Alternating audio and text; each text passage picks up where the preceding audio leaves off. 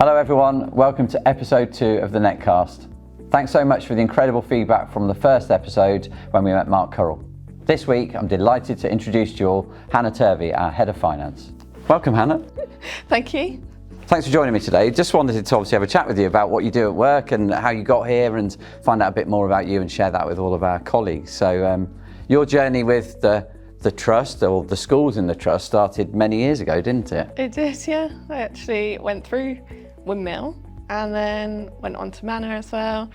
Went through Manor, went to sixth form there, and it's funny to see some of the teachers that actually taught me are still there. Go on there. So who are some of the teachers that were still? Simon Hill, who was my sixth form and economics teacher. There Mrs. Loseby, I can't remember her first name, but she's still at Windmill, I think. Yeah. Emma. Emma. There's lots of faces I recognise, but yeah, it's funny to still see them there. So how well behaved at school were you? I was an angel. That's the thing, isn't it? So you went through the schools, then you've obviously gone off somewhere and you've ended up coming back. So what happened in between going to Windmill and Manor and then returning to what was the beginnings really of the NEN Education Trust? Yeah, well, I decided I didn't fancy going to uni, so I went straight into a finance apprenticeship.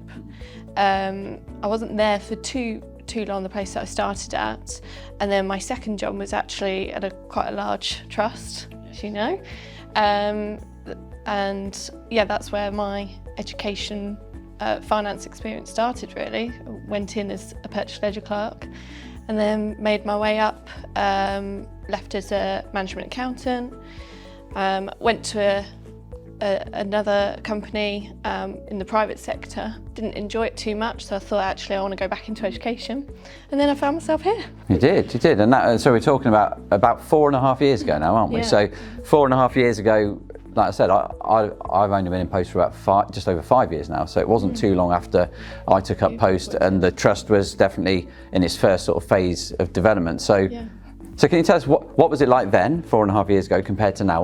How have things changed?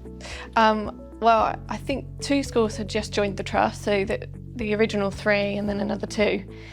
And then quite soon after I started, another 2 joined. And I only had 1 person in the team at the time, and now we're 8 schools and I've got 8 members in the team. So yeah, it's grown quite quickly really in the 4.5 years, and all the processes have completely changed, and we kind of had to start from scratch really. There wasn't much.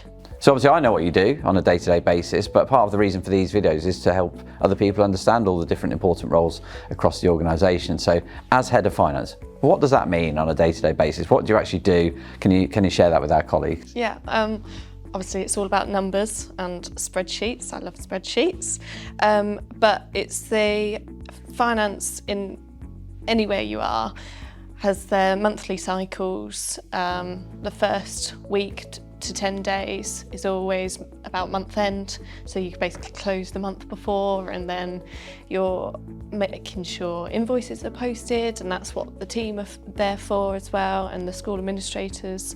They ensure that all our invoices are on and sales invoices raised, and there's a lot more behind the scenes as well to create those reports, but then we can basically show the principals what they've been spending, what income they've had, and I mean in education there's so many different types of income streams as well that we have to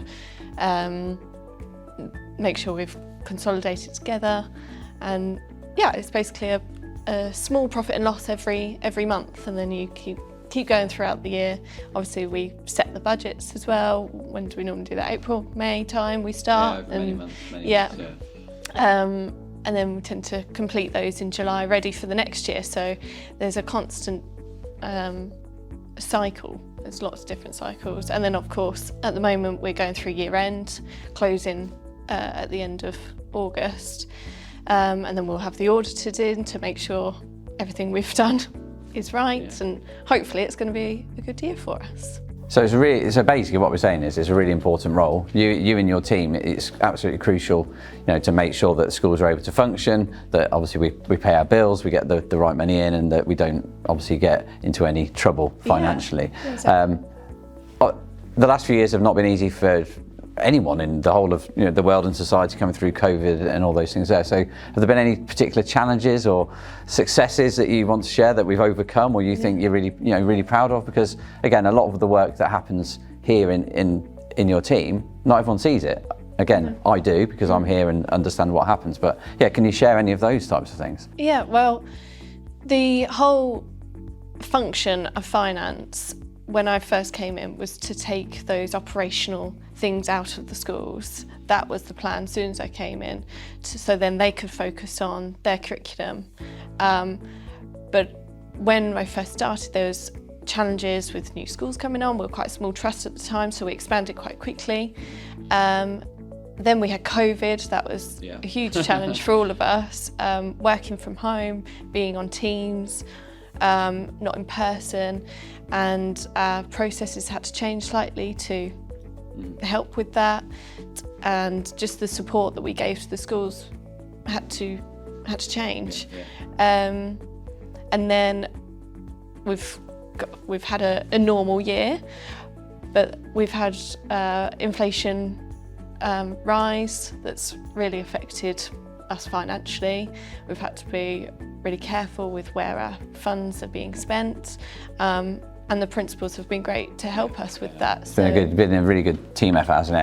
Everyone did absolutely everything we wanted them to do, and we're in a much stronger position now, aren't we? So it really has.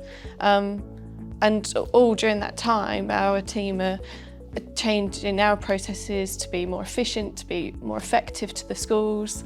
So I think that's probably the biggest success, is that I feel that we're at a really good point with the team that I've got as well, that we provide a good service to the schools to take the financial pressures away from them. I think all those challenges that you've had, I've said this to you previously, but in terms of resilience is a really important characteristic to have. You've needed to be quite resilient as head of finance because everything changes. As you said, the funding changes every year, and we don't know more than a few months ahead actually what we've got, and then the landscape changes again, or pay might go up, or electric and gas costs go up. So all of those things we're having to constantly juggle.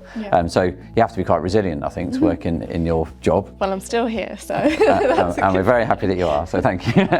Okay, so that's incredible, all of those achievements over those years that you've worked with us, and obviously everyone's really grateful for everything you've done.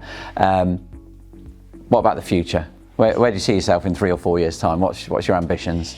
Well, I started my finance career 10 years ago, and I'm now head of finance, kind of worked my way up, so I'll keep going, keep working my way up and see where I end up really, and get some exams under my belt as well that will hopefully then help me go even further. But in terms of my experience, it's always a learning day, and I'll just keep going, hopefully. And there could be, who knows, there could be a job out there that doesn't even exist yet, that could be the one you end up doing. Well, yeah. Well, I didn't know I'd end up doing this job when I first started teaching, so. I mean, there wasn't a head of finance when I first started either, it was finance manager and.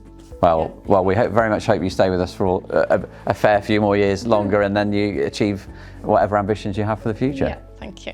So Hannah, we've done the really important parts, but at the end of the NETCast, we always want to find out a bit more about you, the person we're interviewing.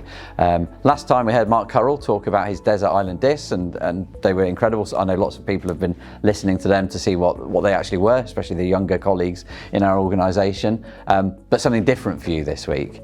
So who would be your ideal dinner party guests? 3 people. Who would you invite for dinner? Okay. Okay, so I would go with Emma Watson. Obviously I grew up watching the Harry Potters, so I was a fan anyway, but she's done a lot of women's equality work. She's done a lot of good things, so yeah, she's quite inspirational. Beyonce for the sass and if she wants to, serenade me, that would be fine.